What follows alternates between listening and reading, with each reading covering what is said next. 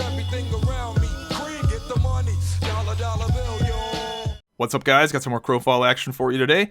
So we just got done with the Qualifier 1 and 2 and the $50,000 ECS Crowfall tournament.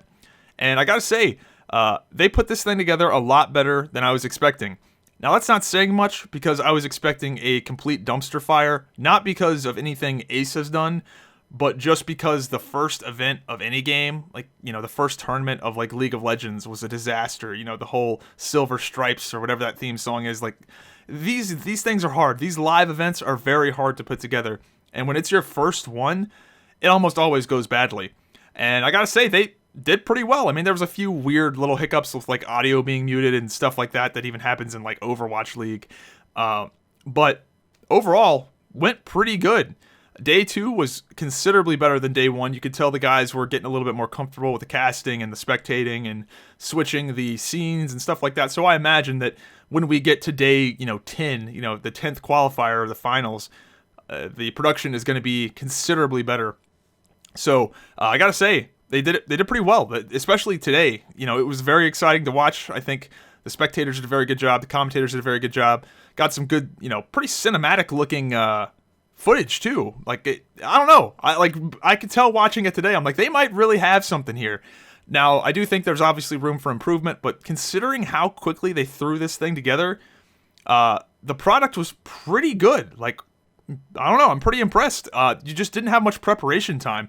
The casters, the spectators, they did pretty well considering there's very little preparation time. There's not much. There isn't, even as a player. I play a lot of Hunger Dome, and I'm still learning, like, the flow and the meta and kind of what to look for. So yeah, I think they did a pretty good job considering the time constraints. So I like the spectator client. The camera movement is really good. It follows players really nicely. It appears they can switch between the characters that they are spectating. So I think I saw that because I was looking for it. I think I saw the camera. Somebody died and the camera automatically shifted to another player on that team. So yeah, it seems like they have a pretty legitimate, spectator client, at least to a degree. I'm sure this could be improved in the future with some extra UI. Some examples of things that I think would improve the overall broadcast is some sort of UI element that shows all of the teams and their cumulative gold amount that team has, as well as their item levels. So go and, like, assign an item level to, green items, blue items, epic items, legendary items, just a random number like 1, 2, 3, 4, and then just have both the gold amount and the cumulative gear score of each team just off to the side somewhere, just so you can see how the team's econ and, gear game is going. I think something like that would be pretty nice. So, I'm sure there's stuff like that. I imagine that thing I'm asking for takes some engineering, but little things like that would be cool. I don't think we're going to be getting that in this first tournament, but from watching Hunger Dome, I think they got something here. I think they did a pretty good job. And I think the biggest issue with this whole thing isn't that it's not fun, and isn't that I don't think it'll be fun to watch. I think it's just there's a few things with the actual game mode itself that make it a little bit weird. Like the Hunger Dome, like the very end of the game is cheesy.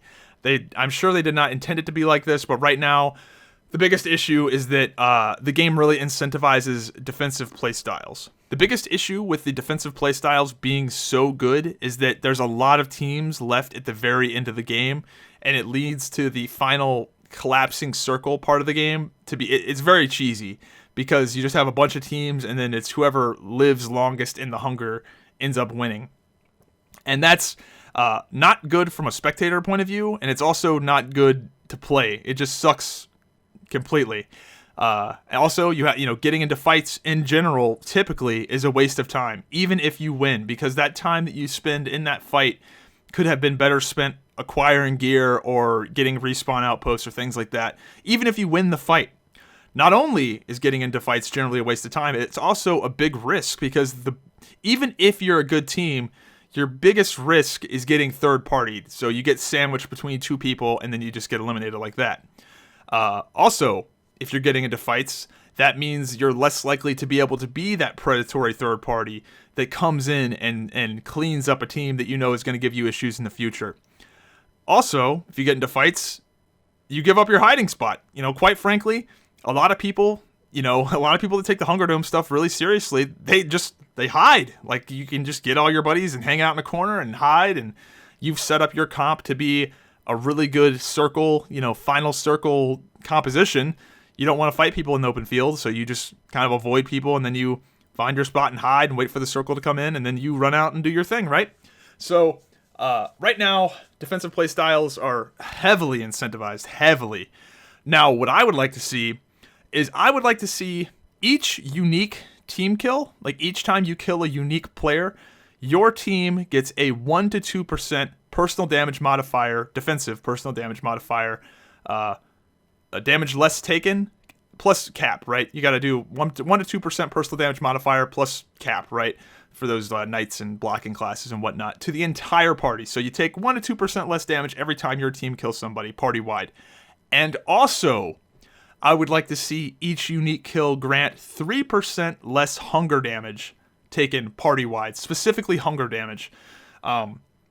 Now, that might seem like it's really OP, but I really don't think it would be that OP for a group to be taking, an extra, 15% less damage for getting, 10, 15 kills.